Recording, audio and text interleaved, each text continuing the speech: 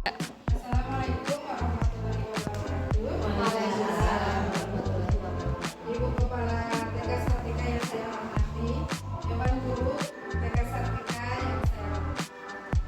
Alhamdulillah kita bisa berkumpul dalam acara diskusi presentasi budaya positif yang akan disampaikan oleh Ibu yang hormati. Pada ibunya silakan. Assalamualaikum warahmatullahi wabarakatuh. Waalaikumsalam warahmatullahi wabarakatuh. Selamat siang pada semuanya. Mudah-mudahan saya dalam membawakan presentasi kali ini ilmunya bisa bermanfaat untuk semua dan ada dalam acara. Di sini saya akan memperkenalkan tentang budaya positif. Ini salah satu tugas saya untuk membuat aksi nyata. Tujuan pendidikan menurut Ki Hajar Dewantara adalah tujuan pendidikan yaitu menuntun segala kodrat yang ada pada anak-anak agar mereka dapat mencapai keselamatan dan kebahagiaan yang setinggi-tingginya, baik sebagai manusia maupun sebagai anggota masyarakat. Oleh sebab itu, pendidik itu hanya dapat menuntut tumbuh atau hidupnya kekuatan kodrat yang ada pada anak-anak agar dapat memperbaiki lakunya, bukan dasarnya, hidup dan tumbuhnya kekuatan kodrat.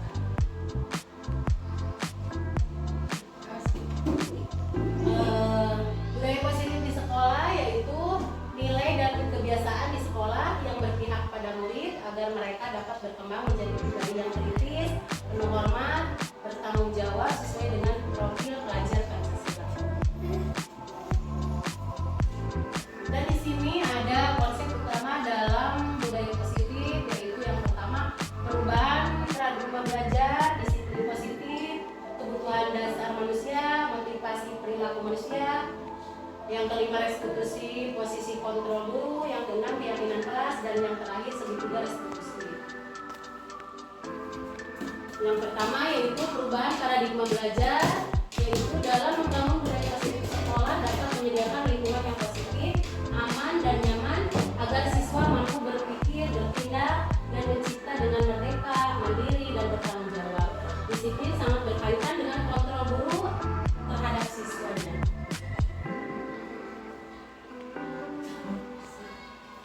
Nah, di sini Anda dan teman Anda akan melakukan kegiatan cobalah buka.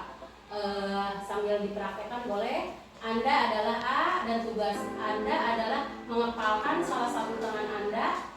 Coba boleh dikepalkan salah satu tangannya.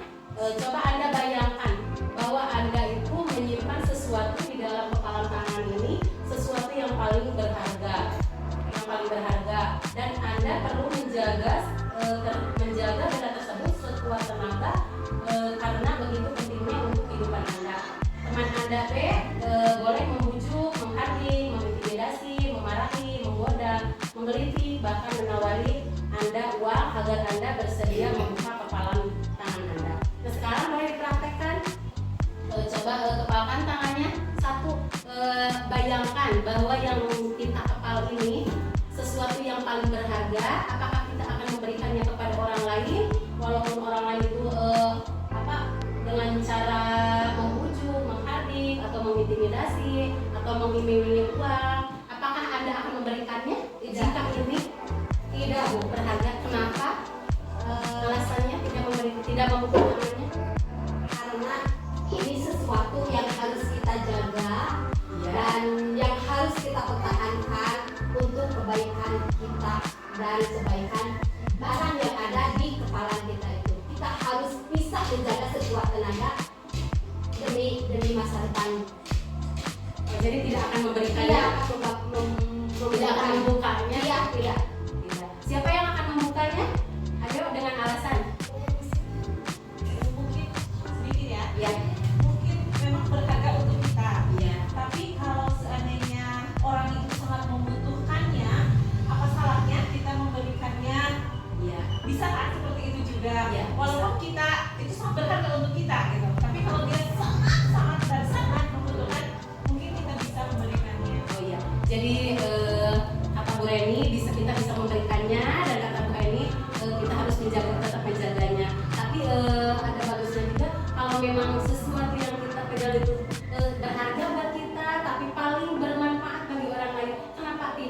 mungkin kita memberikannya dengan ada alasan-alasan di balik irisannya ya Bu.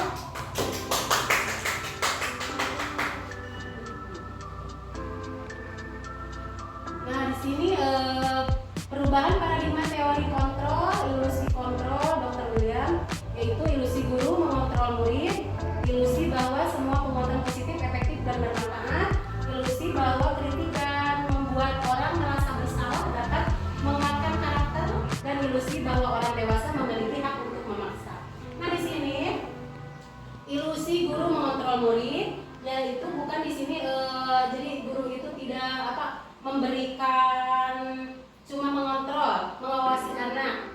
Samping menuntut anak itu kita bisa mengontrol keadaan anak, mengontrol hasil pembelajaran yang sudah kita berikan pada anak seperti itu. Terus di sini ilusi bahwa semua penguatan positif efektif yang bermanfaat. Di samping itu kita harus memberikan semacam penguatan atau support atau stimulus dengan cara memberikan kata-kata yang positif, kalimat yang positif sehingga anak itu bisa muncul intrinsiknya, semangat motivasi intrinsiknya bisa muncul. Nah yang ini ilusi bahwa kritik dan membuat orang merasa bersalah. Justru di sini kalau untuk pembelajaran di sekolah TK mungkin ini kurang bagus untuk diterapkan, untuk diimplementasikan. Sebab dari kritik membuat orang merasa bersalah itu nanti anak tersebut akan merasa down, tidak percaya diri, jadi tidak mau melakukan. Apakah kita sebagai guru boleh memaksa pada anak? Orang dewasa kepada anak boleh memaksa tidak? Kenapa alasannya tidak boleh memaksa?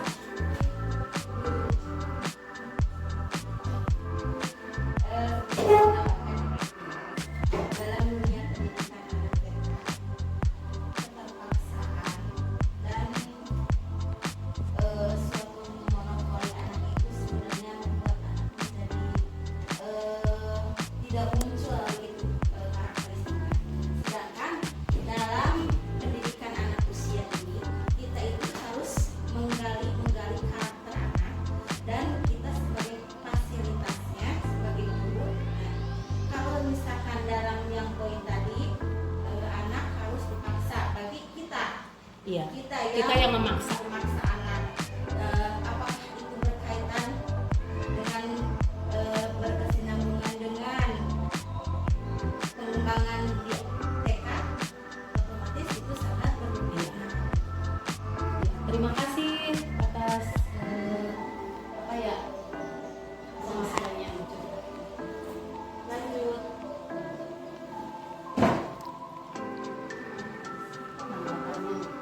Apa makna disiplin? Nah, di sini kita akan lihat apa sebenarnya makna disiplin. Disiplin berasal dari bahasa Latin yaitu disiplina, yang artinya belajar. Makna asal dari kata ini berkonotasi dengan disiplin diri dari murid-murid menurut Socrates dan Plato. Disiplin diri membuat orang menggali potensinya menuju sebuah tujuan, apa yang dia hargai. Namun dalam budaya kita makna kata disiplin telah berubah menjadi sesuatu yang dilakukan seseorang pada orang lain untuk mendapatkan kepatuhan. Kecenderungan umum adalah menghubungkan kata disiplin dengan ketidaknyamanan, bukan dengan apa yang kita hargai atau pencapaian suatu tujuan mulia. Disiplin adalah kemampuan memerintah diri sendiri dalam mengontrol dan menguasai diri untuk memilih tindakan yang mengacu pada nilai-nilai yang kita hargai dengan penuh tanggung jawab tanpa terperintah orang lain. Jadi muncul sendiri ya Bu. Nilai-nilai yang kita hargai adalah nilai kebajikan, yaitu sifat positif manusia yang merupakan tujuan mulia yang ingin dicapai setiap individu, yaitu nilai-nilai dalam profil pelajar Pancasila. Mungkin ada yang tahu nilai-nilai yang ada dalam profil pelajar Pancasila, disiplin, tentang disiplin. Ada yang tahu? Yang 6 itu tentang apa saja? Ya, coba. Gotong royong, ya, termasuk disiplin positif ya. Bertakwa kepada Tuhan Yang Maha Esa, tentunya. Lanjut Bu. Nah di sini ada kebutuhan dasar manusia. Kebutuhan dasar manusia itu realitas ya.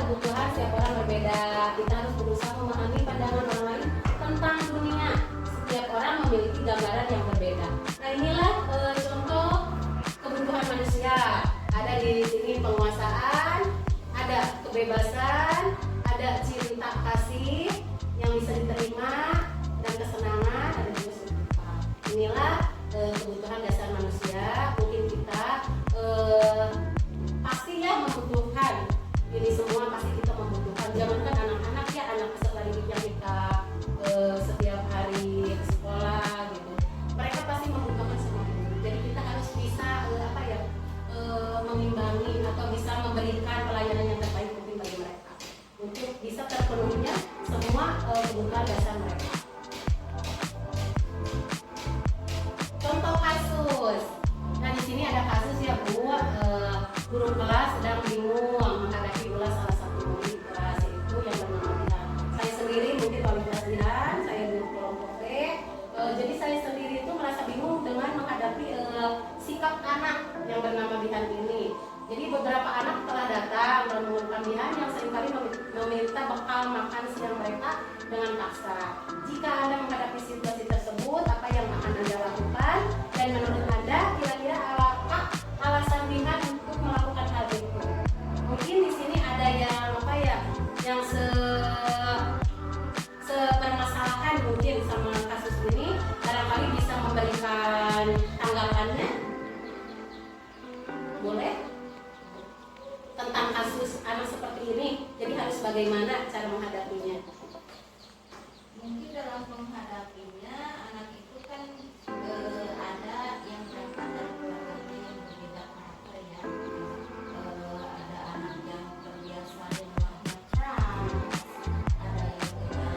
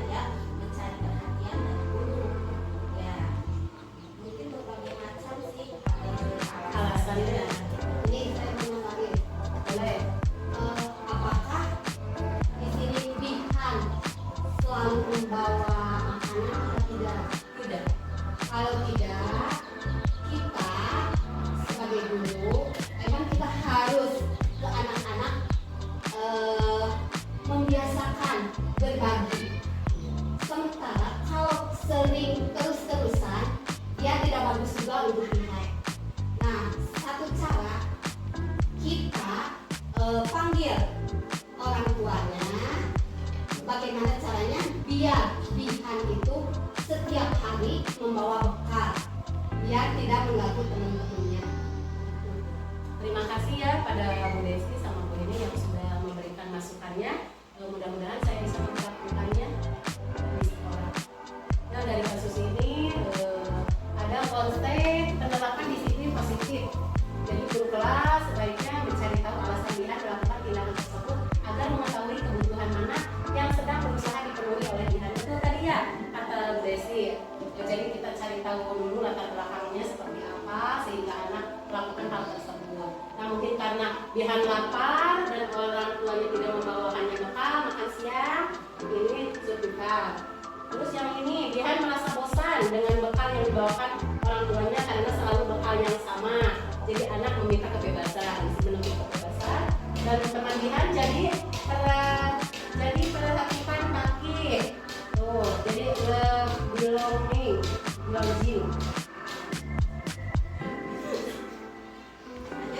Lanjut. Dian hanya iseng dan dia menikmati ekspresi wajah.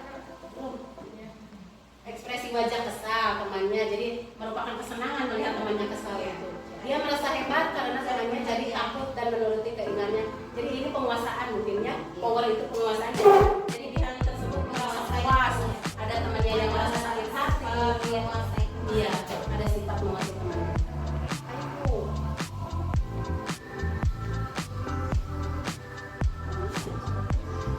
Hukuman sanksi di sini ada contoh hukuman sanksi atau apa konsekuensi ya. Hukuman itu tidak sama dengan konsekuensi. Jadi hukuman lebih cenderung ke mental anak itu nanti bakal down. Beda sama konsekuensi. Jadi konsekuensi itu setiap perbuatan yang kita lakukan harus pasti ada konsekuensinya. Harus ada tanggung jawabnya. Identitas gagal yaitu hukuman. Hukumannya di sini ada sesuatu yang menyakitkan harus terjadi. Bisa tidak nyaman untuk murid atau anak untuk jangka waktu panjang. Bisa Bu dari hukuman itu dampaknya sangat banyak ya, mungkin terlalu untuk anak itu terlalu membekas mungkin untuk anak di masa depannya. Korban mendapatkan keadilan, murid atau anak akan tersakiti, perilaku pasif agresif meningkat, sistem tindakan akan berjalan bila murid tidak takut dan lain sebagainya, masih banyak. Dan di sini ada identitas suksesnya yaitu disiplin, konsekuensinya sesuatu harus terjadi, tidak nyaman untuk murid atau anak untuk jangka waktu pendek, korban bisa diabaikan, yang sementara yang tadi korban mendapat keadilan. Murid akan dibuat tidak nyaman, penguatan hanya bertahan dalam jangka waktu pendek, memerlukan monitoring dan supervisi. Dan untuk restitusinya yaitu restitusi itu merupakan pilihan menguatkan untuk murid atau anak dalam jangka waktu panjang, dan korban mendapatkan ganti, murid atau anak mendapatkan penguatan dan masalah akan terpecahkan. Dan di sini murid belajar bertanggung jawab untuk perilakunya. Jadi setiap hal apa yang mereka lakukan pasti bisa anak bisa mempertanggungjawabkan itu semua. Seperti itu Bu. Jadi lebih baik kita mengambil restitusi. Jadi pengambilan segitiga restitusi itu sangat bermanfaat untuk kita. Jadi tidak hanya memberikan menjudge anak memberikan suatu hukuman ataupun memberikan konsekuensi. Jadi lebih bagusnya ke segitiga, menerapkan segitiga restitusi. Yang keempat, semua perilaku memiliki tujuan, yaitu teori motivasi perilaku manusia. Yang pertama, untuk menghindari ketidaknyamanan atau hukuman apa yang akan terjadi apabila saya tidak melakukannya. Yang kedua, untuk mendapatkan imbalan dari orang lain atau institusi apa yang akan saya dapatkan apabila saya melakukannya. Dan yang ketiga, untuk menghargai diri sendiri, saya akan menjadi orang yang seperti apa bila saya melakukannya. Mungkin di sini ada dari motivasi eksternalnya itu bisa ke poin 1, 2, dan 3. Ini dari tujuan disiplin positif.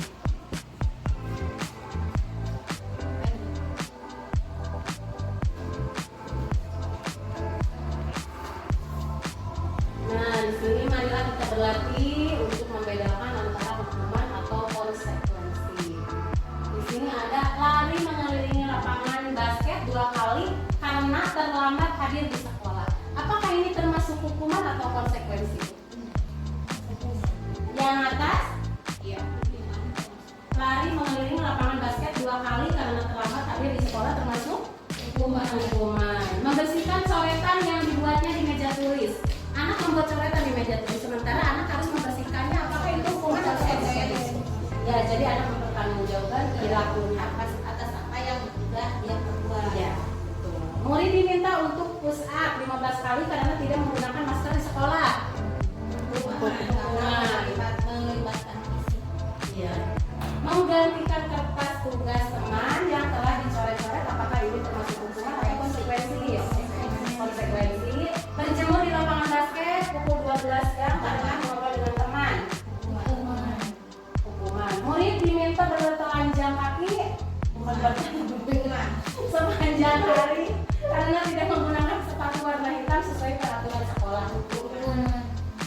Hukuman. Berdiri di depan kelas sambil mengangkat kaki satu karena tidak bisa menjawab pertanyaan. Apakah ibu masih menerapkan hukuman-hukuman seperti ini? Karena tidak melibatkan fisik itu di anak tidak boleh. Tidak.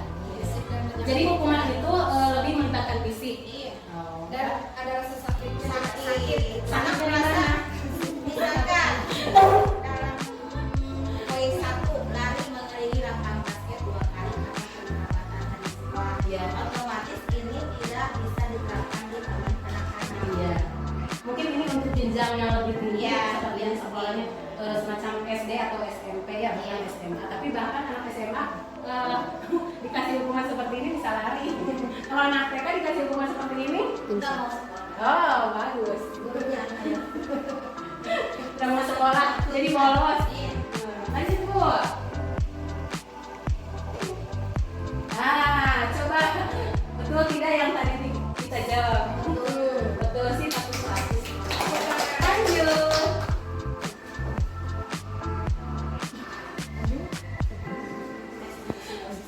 Di sini ada yang kelima, restitusi posisi kontrol guru. Nah, jadi di sini kita sebagai guru harus menerapkan segitiga restitusi. Jadi jika anak melakukan kesalahan, kita tidak seharusnya untuk memberikan hukuman kepada anak, apalagi hukuman tersebut merasa menjadi beban bagi anak, apalagi trauma yang berlebihan, terlalu menyakitkan ya. Sesuatu yang menyakitkan itu membekas. Oh, membekas di mana? Bisa di hati, bisa di sisi atau Bagus, bagus. Nah, di sini penghukum. Lihat, terlalu dalam. Penghukum. Nah, di sini penghukum. Lihat, ini contoh anaknya seperti ini. Seperti yang terkena apa ini?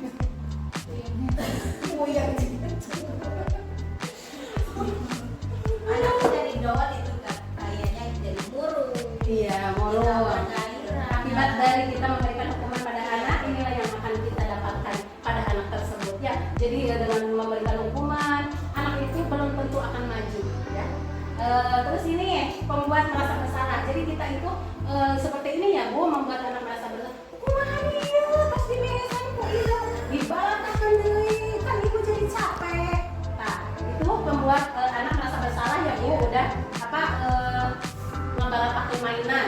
Jadi akibatnya nanti anak lebih sieun gitu segala sesuatu teh lamun aya dikerjakeun teh jadi sieun anu di dalam mulut. Jadi takut sebelum mencoba mungkin ya takut seperti itu. dimarahin ibu, takut Betul. dia merasa mungkin merasa bersalah.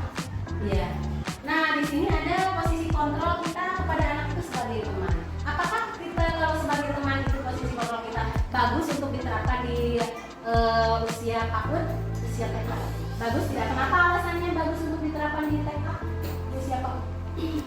Lebih dekat terhadap anak. Iya. Jadi menganggap anak itu teman ya. Lebih tahu Anak juga merasa Nyaman, mungkin ya. tenang, lebih terbuka anak itu kepada gurunya, apapun yang dia rasakan, apapun yang dia temukan, baik di sekolah, baik di keluarga. Berdasarkan pengalaman saya, kalau sesuatu terjadi di keluarganya, ya, Bu, kemarin itu si papa ini nih, dan itu si mama. Jadi anak itu udah merasa, oh saya sebagai anak curhat gitu. Oh iya. Iya, jadi Menganggap guru ada sebagai teman. kedekatan emosional tersendiri dari anak itu kepada gurunya. Beda kalau misalkan dari awal itu dari pagi anak lihat guru, ih takut ibu itu mah nggak senyum-senyum. Apalagi mau dijadiin teman. Iya. Seperti itulah. Ya bagus, jadi posisi kontrol sebagai teman itu sangat bagus untuk kita terapkan di anak usia dini. Tapi mungkin beda lagi untuk anak usia yang jenjangnya udah dewasa, mungkin anak SMA, SMP. Kadang dianggap teman itu anak suka apa ya? Jadi calutak, sebenarnya calutak memang bahasa Indonesia. Jadi kak guru teh si bapak eta mah sok teu dia Pak Abi gitu. Jadi tidak ada segan mungkin ya. Tapi untuk ditanya Guru itu hilang di bawah. ya, tapi untuk ditanya emang harus diterapkan. Dan yang ini pemantau. Pemantau ini barangkali ada yang bisa menjelaskan posisi kontrol kita sebagai pemantau. Memantau itu mungkin mengawasi Mengawasi. anak itu, tapi tidak secara langsung menegur. Jadi ngaco, oh ini gini. Nah, setelah itu seandainya ada yang lebih menyimpang itu, bolehlah anak itu kasih pendekatan, kasih pengertian, baik itu secara individu atau dalam bermain, nanti ini lah kira-kira. Ya, nah ini terus yang terakhir sebagai manajer, dilamakannya juga manajer itu kamar lampu ya. Jadi emang posisi kontrol yang harus kita miliki itu kita harus bertindak sebagai manajer, di mana sebagai manajer itu pada kita memanage dari mulai awal mula permasalahannya muncul karena apa,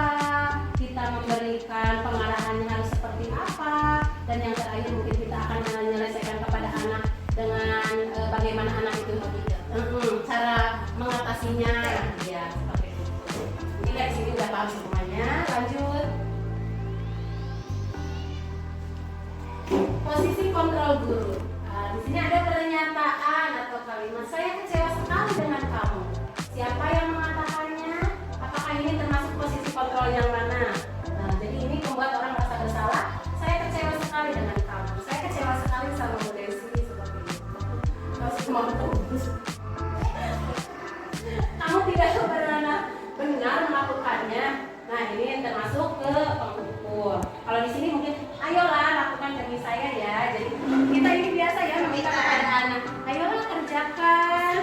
Ibu minta tolong. Iya. Tolong dong ambilin HP ibu meja. Mungkin kalimat tolong. Iya.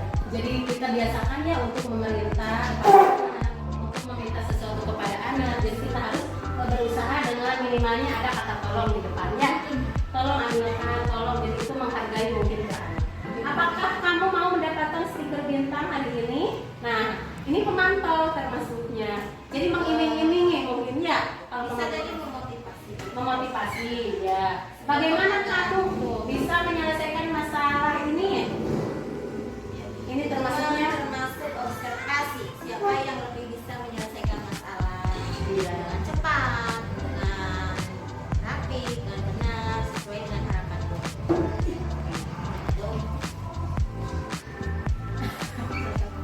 contoh kasus.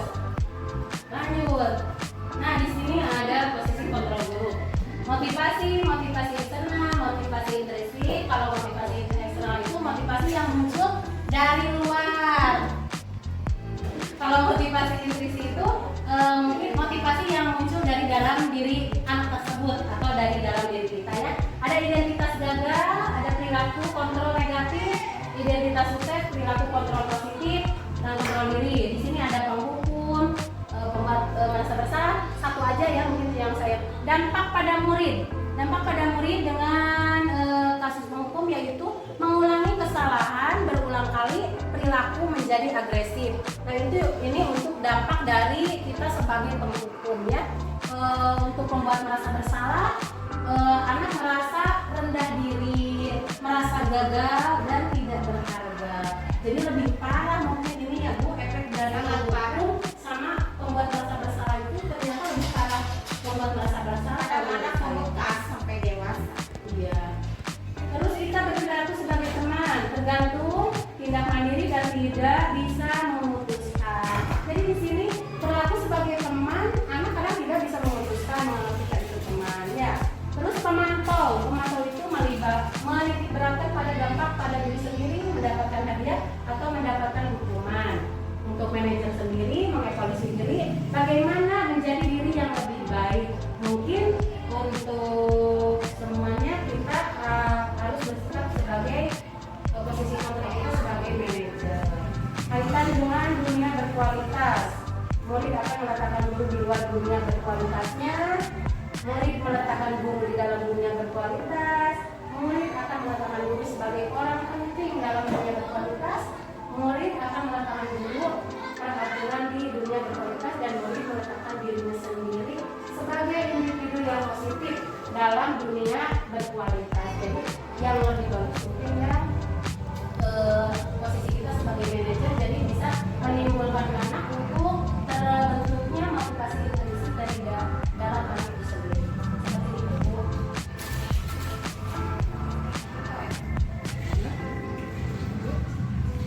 Nah, di sini ada keyakinan kelas. Keyakinan kelas adalah nilai-nilai kebajikan atau prinsip-prinsip universal yang telah disepakati bersama secara universal, lepas dari perbedaan agama, suku, negara, dan bahasa.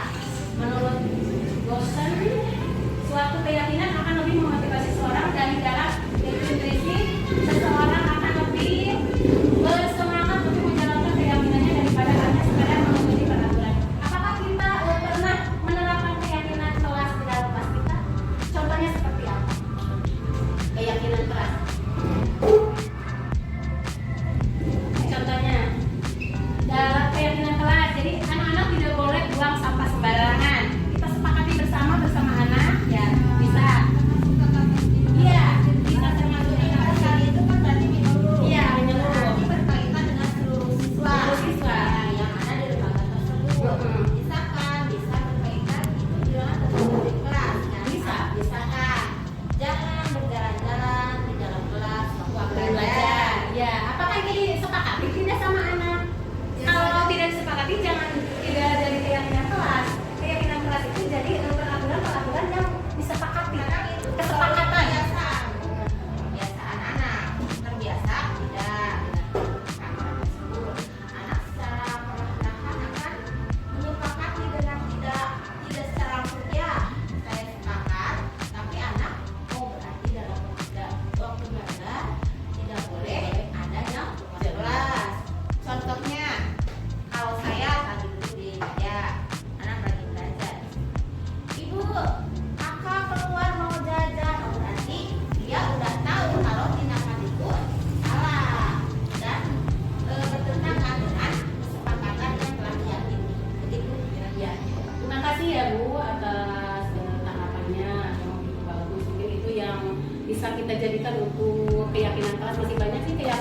yang lainnya, dan nanti kita bisa terapkan di sekolah masing-masing.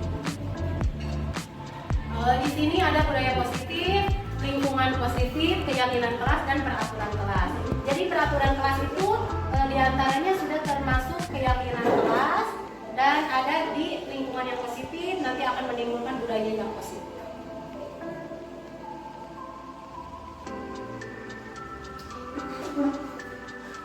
Peraturannya, contohnya kembalikan barang ke tempatnya. Nah di sini ada nilai kebajikannya yang dituju, yaitu kenapa anak harus mengembalikan barang ke tempatnya, karena anak itu harus merasa ada tanggung jawab. Dilarang mengganggu orang lain, yaitu anak harus menghormati orang lain dan dirinya sendiri. Hadir di sekolah 15 menit sebelum pembelajaran dimulai, yaitu menghormati orang lain dan berkomitmen. Dilarang melakukan kekerasan, contohnya anak itu harus menjaga keselamatan dan bisa menghormati orang lain. Menjaga diri, menjaga diri sendiri. Betul, ya. Dilarang menggunakan narkoba, itu termasuknya kesehatan dan ini termasuk menjaga dirinya, Bu. Bergantian atau menunggu giliran, menghormati orang lain dan dituntut anak itu supaya memiliki rasa sabarnya, Bu, rasa kesabaran. Dan dilarang merokok, ini termasuknya kesehatan. Pembentukan keyakinan kelas. Tadi sudah diuraikan contoh keyakinan kelas yang kita buat. Keyakinan kelas bersifat lebih abstrak daripada peraturan yang lebih rinci dan konkret.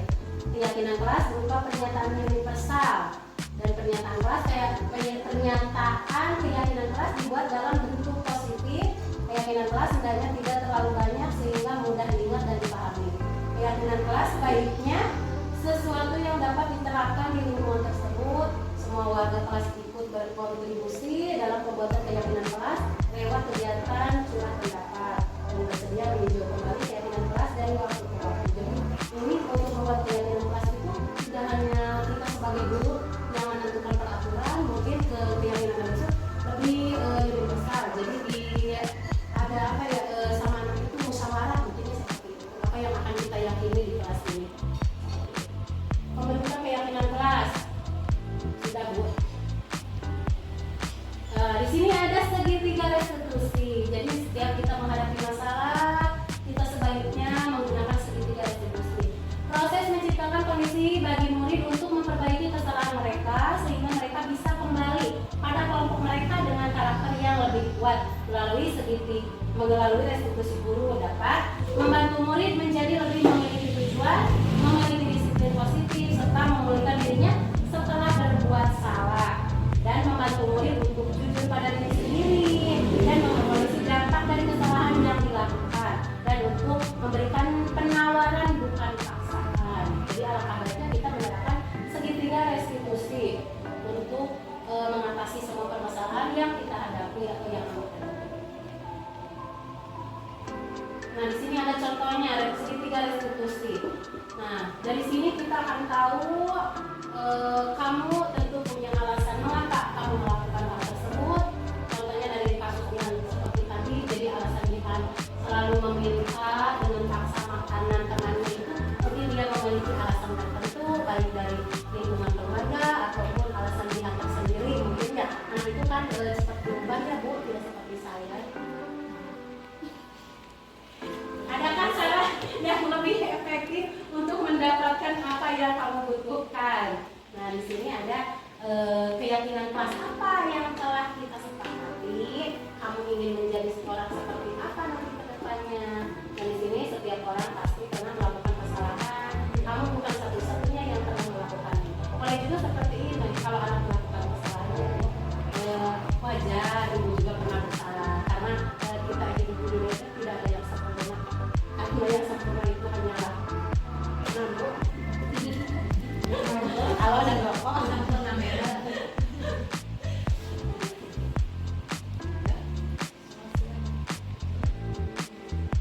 Tahapan segitiga restitusi. 1. Menstabilkan identitas, yaitu berbuat salah itu tidak apa-apa. Nah, jadi kita bisa mengungkapkan kalimat-kalimat ini, iya nggak apa-apa. Nah, bagus seperti itu, Bu. Jadi kita tidak menyalahkan anak, tapi justru kita memberikan motivasi kepada anak untuk ke hal yang lebih baik lagi. Mungkin kalau poin yang dua, Ya, tidak kalau saya ada manusia yang sempurna. anak-anak itu terlalu jauh kata-katanya. Sempurna, anak belum mengenal apa itu. Iya. Ya, hanya mungkin di kelas kalau bisa dicerna atau dimaknai lah. Diartikan, ya. Bisa mengerti mungkin ya. Kalau untuk Jadi yang jenjang poin PAUD, dua mah kurang Iya. kurang empat. Iya. Kalau diterapkan ke anak usia. Terus saya juga pernah melakukan kesalahan seperti itu. Bisa kita lupakan, ya. Terus kita bisa menyelesaikan hal ini, atau bapak ibu tidak tertarik mencari siapa yang salah, tapi kita seharusnya ingin mencari solusi dari permasalahan tersebut. Jadi kita itu seumpamanya anak Bihan sama temannya lagi berebut makanan, jadi kita itu tidak mencari salah ibu orang masuk ibu mencari ibu salah gitu. Seharusnya tidak boleh seperti itu. Jadi kita harus berpihak sebagai pencari solusi untuk menyelesaikan masalah tersebut. Dan ini juga ada kalimat yang bisa kita ucapkan, kamu berhak merasa begitu. Apakah ini boleh? Ya boleh mesti. Orang-orang mengiyakan anak bersikap kayak gitu, jadi kamu berhak merasakan, jadi kamu berhak begitu. Jadi bisa atau seolah-olah diizinkan. guru itu mengiyakan. Iya. Nanti saya kira yang paling tepat teman anak-anak mah hanya berbuat salah itu nggak apa-apa ya, yang mungkin konteksnya nanti luas gitu ya, jadi Iya. nggak apa-apa, tapi pendekatannya jangan kayak gitu. Mungkin guru lebih bisa memberikan arahan yang lebih positif ke anak gitu, tapi bukan cuma kebihan saja. Iya. Tapi ke anak yang lain. Ya, secara tidak langsung kita mengarahkan ke yang lain juga bahwa sikap Bihan itu tidak baik kalau dilakukan, karena akan merasa teman-temannya nanti bisa menjauh, bisa tidak nyaman sama Bihan. Kalau kita kayak gitu nanti kita nggak bakal punya teman. Bagus sekali kalian. Validasi tindakan yang salah. Nah tadi kan ada yang menstabilkan identitas yang pertama, dan yang keduanya dari urutan segitiga restitusi itu validasi tindakan yang salah. Di sini kamu pasti punya alasan mengapa melakukan hal tersebut. Terus kamu patut bangga pada dirimu sendiri karena kamu telah melindungi sesuatu yang paling penting buatmu. Itu mungkin bisa dibuatkan kalimat-kalimat sebagai acuan atau motivasi kepada anak untuk merubah tindakanmu. Dan di sini ada yang ketiga dari poin segitiga restitusi, yaitu menanyakan keyakinan. Dari menanyakan keyakinan ini kita bisa menggali apa yang kita percaya sebagai kelas atau keluarga, apa nilai-nilai umum yang kita telah sepakati, apa bayangan kita tentang kelas yang ideal, dan kamu mau jadi orang yang seperti apa. Ini dari tahapan menanyakan keyakinan. Ya, ini yang bisa diterapkan kita sebagai manajer ya, yang menjadi posisi kontrol kita sebagai manajer. Lanjut. Nah ini contohnya, contoh penerapan segitiga restitusi ketika anak melakukan kesalahan. Jadi kita panggil anaknya kedua-duanya, tidak boleh tidak apa-apa secara sendiri-sendiri juga apa-apa. Jadi ditanya kenapa melakukan seperti ini. Asalnya kan si anak yang pertama kenapa nangis, terus karena makannya tidak sama dia, kita tanyakan lagi. Terus setelah itu kenapa dia melakukan seperti ini, dia akan menjawab. Nah dari sana kita memberikan solusi atau memberikan apa ya, sedikit kata-kata atau kalimat yang bisa merubah intinya yang dilakukan dia tersebut itu tidak baik gitu. Jadi mudah-mudahan Bihan bisa mempertanggungjawabkan perbuatannya dengan cara mau apa sekarang yang tidak ya, boleh dengan cara minta maaf ke temannya ya, seperti itu. Mungkin ini presentasi untuk penerapan segitiga restitusi. Barangkali di sini ada yang mau bertanya atau untuk menanggapi, silakan, masih ada waktu 5 menit lagi.